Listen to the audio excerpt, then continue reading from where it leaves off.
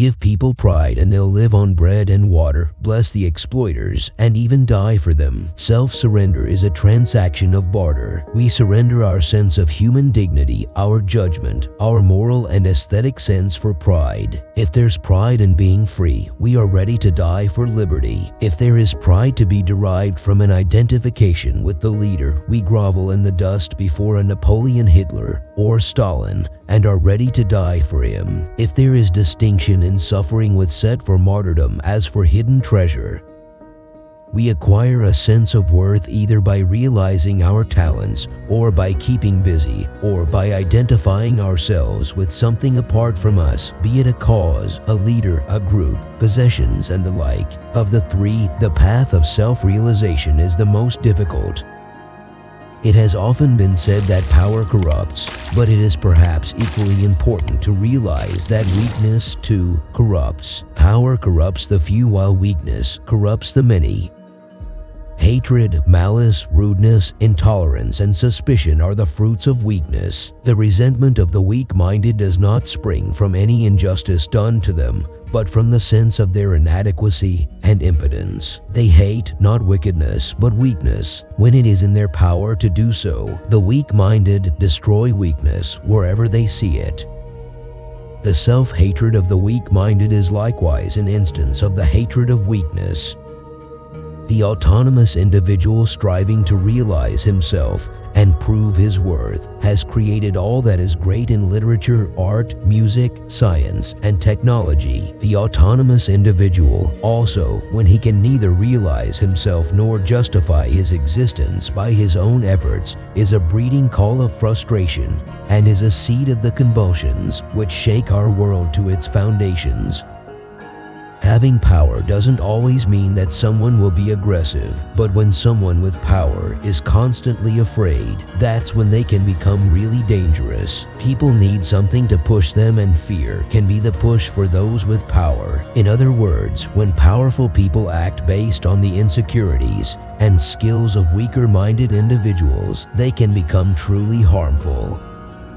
The individual on his own is stable only so long as he is possessed of self-esteem. The maintenance of self-esteem is a continuous task which taxes all of the individual's powers and inner resources. We have to prove our worth and justify our existence anew each day. When, for whatever reason, self-esteem is unattainable, the autonomous individual becomes a highly explosive entity. He turns away from an unpromising self and plunges into the pursuit of pride, the explosive substitute for self-esteem. The strength and uniqueness of humans comes from supporting their vulnerable members. If we didn't look after the ill, disabled, and generally weaker-minded individuals, we might not have developed culture and civilization. The injured warrior left behind, while others went to war, likely become the first storyteller, teacher, and craftsman, making tools and toys. Early stages of religion, poetry, and humor were influenced by the less fit individuals.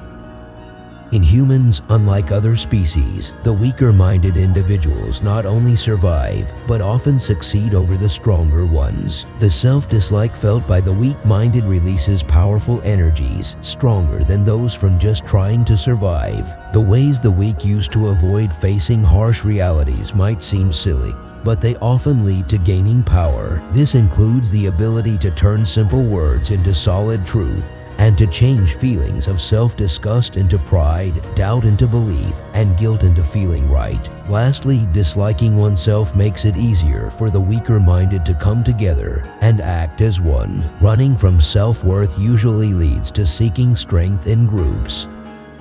More is as effective a revolutionary slogan as was ever invented by doctrinaires of discontent. The American who cannot learn to want what he has is a permanent revolutionary. He glories in change, has faith in that which has not yet, and is ready to give his life for it. There's a boldness in gaining something and a desire to keep things the same once you have it. Falling in love is bold, but staying married is about maintaining what you have. Similarly, trying to get rich quickly is a bold move in business. But once you are rich, you might just want to keep things as they are. Even bold movements become less about change and more about holding on to power once they are in control. The best stimulus for running ahead is to have something we must run from. We are told that talent creates its own opportunities, but it sometimes seems that intense desire creates not only its own opportunities, but its own talents. It seems that we are most busy when we do not do the one thing we ought to do, most greedy when we cannot have the one thing we really want, most hurried when we can never arrive, most self-righteous when irrevocably in the wrong. There is apparently a link between access and unattainability. Believing that something will make us happy is just a way to ignore the fact that our unhappiness comes from our own flaws. Wanting too much helps us hide our feelings of not being good enough.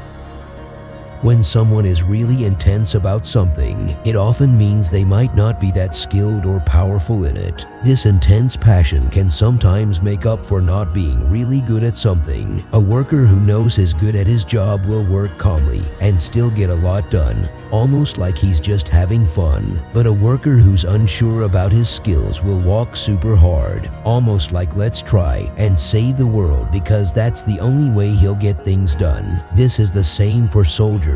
A well-trained soldier can fight well even if he's not super passionate, but a soldier who isn't trained well will only do well if he's really motivated and excited. People's love for their country doesn't always match how well they're treated by their government. Sometimes national pride fills the gap when people don't feel good about themselves. This means that when it's hard for people to feel proud of themselves because of what the government does or because of events in history, they might show even more love for their country. This is one reason why people in countries with strict governments like fascist or communist ones can be very patriotic.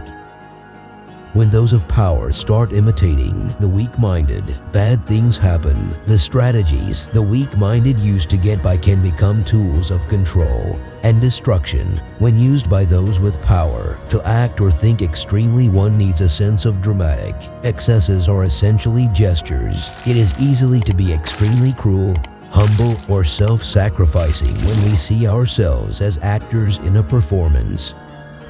Far more crucial than what we know or do not know is what we don't want to know. One often obtains a clue to a person's nature by discovering the reasons for his or her imperviousness to certain impressions. Pride is a sense of worth derived from something that is not organically part of us, while self-esteem derives from the potentialities and the achievements of the self. We are proud when we identify ourselves with an imaginary self, a leader, a holy cause, a collective body, or possessions. There is fear and intolerance in pride. It is sensitive and uncompromising. The less promise and potency in the self, the more imperative is a need for pride. The core of pride is self-rejection. It is true that when pride releases energies and serves as a spur to achievement, it can lead to a reconciliation with the self and their attainment of genuine self-esteem.